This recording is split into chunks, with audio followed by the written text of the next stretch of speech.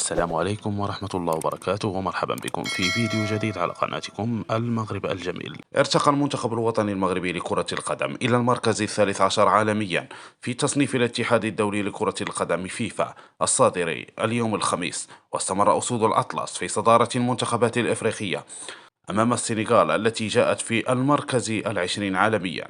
كما حافظ المنتخب الوطني على المركز الأول عربيا أمام مصر التي تحتل المركز الثلاثين عالميا والمرتبة الثالثة إفريقيا. وعلى الصعيد العالمي حافظت الأرجنتين على صدارتها في تصنيف الفيفا متبوعة بفرنسا وإسبانيا، وفيما يلي المنتخبات العشر الأوائل: أولا الأرجنتين، وثانيا فرنسا، وثالثا إسبانيا، ورابعا إنجلترا، وخامسا البرازيل، وسادسا بلجيكا، وسابعا البرتغال، وثامنا هولندا، وأما تاسعا فإيطاليا، وفي المركز العاشر كولومبيا.